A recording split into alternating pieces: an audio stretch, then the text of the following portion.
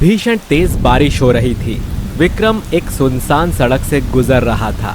वो उस रात अपना छाता लेना भूल गया था, जिसकी वजह से उसे ऑफिस से लौटते समय भीगते हुए आना पड़ा।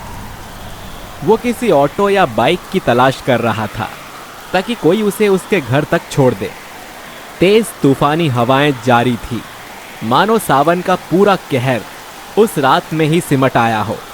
रास्ते पर बारिश के कारण कुछ साफ दिखाई नहीं दे रहा था। अब मैं क्या करूं? बारिश इतनी तेज हो रही है। मेरे घर तक पहुंचने के लिए और बहुत सारा वक्त जाएगा। भीग भीग कर तो मेरी हवा टाइट हो जाएगी। सारी मेरी ही गलती है। मुझे छाता ले लेना चाहिए था घर से निकलते समय। विक्रम यह बोल ही रहा होता है कि तभी उसकी आंखें सामने एक पुराने बस स्टॉप की ओर जाती हैं, जहां पर एक काफी सुंदर और महंगा छाता रखा हुआ होता है। वाओ गॉड, तुस्सी तो सच में ग्रेट हो। अच्छा हुआ, अब इस छाते के जरिए मैं भीग नहीं पाऊंगा और सही सलामत घर चला जाऊंगा। विक्रम उस छाते को उठाता है और उसे खोलकर अपने साथ अपने घर ले जाता है। घर पहुंचने के बाद वो उस छाते को खोलकर सुखाने रख देता है। आहा, अब जाके मन को राहत मिली। तभी अचानक से उसके घर की लाइट्स बंद चालू होने लगी। तेज बिजली कड़कने की आवाज आ रही थी।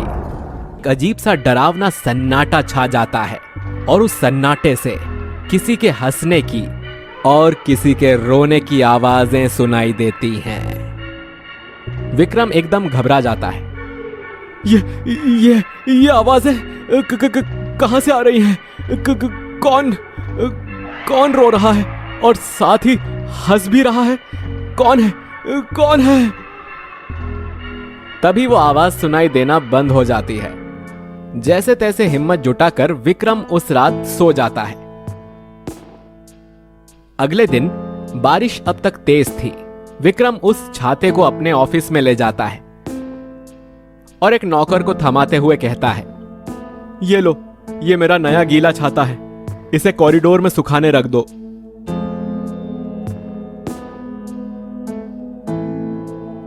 नौकर जब कॉरिडोर में छाता सुखाने जाता है, तभी वो छाता उसके हाथ से छूटकर जमीन पर खुद चलने लगता है और हवा में उड़ता है। यह दृश्य देखकर नौकर हक्का बक्का रह जाता है। नौकर जब विक्रम को यह सब बताता है तो उसकी बात पर विक्रम को यकीन नहीं होता। कल रात को कुछ ज्यादा ही पी ली थी लगता है तुमने, जो अब तक तुम्हारी उतरी नहीं है। ये बेचारा छाता चल और उड़ कैसे सकता है? सीरियसली, बेवकूफ कहीं के। विक्रम को रोज बुरे सपने भी आने लगते हैं।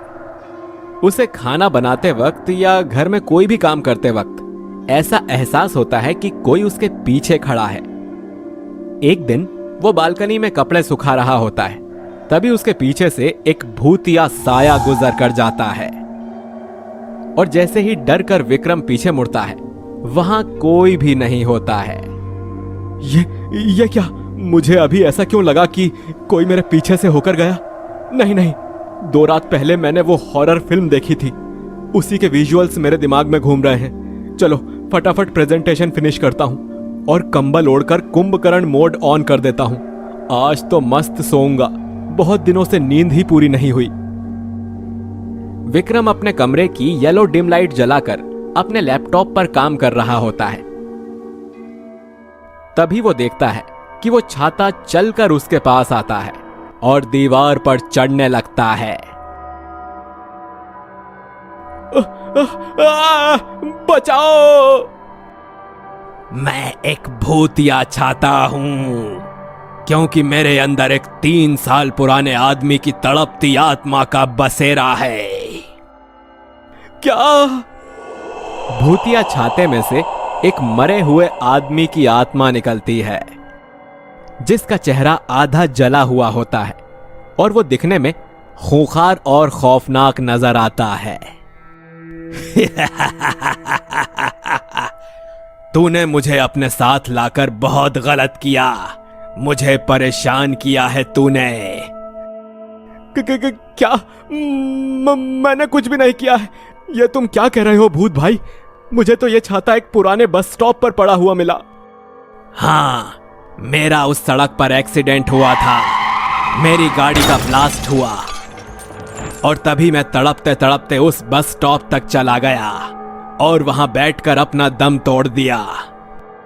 वहां पर यह छाता पड़ा था और मेरी आत्मा 24 घंटों बाद इस छाते में कैद हो गई। अब तुम्हारे पास दो ऑप्शन हैं, या तो मुझे कब्रिस्तान में जाकर इस छाते के साथ गाड़ दो और मुक्ति दे दो, या फिर खुद मरने के लिए तैयार हो जाओ। बोलो, क्या चुनोगे तुम?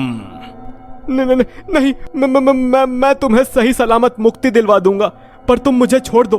भगवान के लिए मुझे छोड़ दो। लेकिन तुम्हें एक और काम करना होगा। कब्रिस्तान में इस छाते के साथ मुझे दफना कर मुक्त करने के पहले मुझे मेरे घर के रास्ते से ले जाना।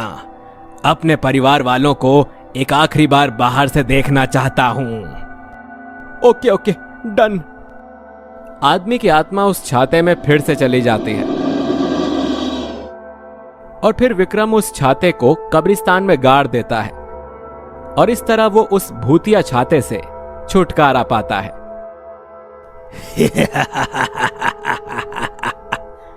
वीडियो अच्छा लगा है तो इसे लाइक और शेयर जरूर करना। इस तरह की और भी मनोरंजक कहानियाँ देखने के लिए हमारे चैनल को सब्सक्राइब करें और बेल आइकन दबाना ना भूलें।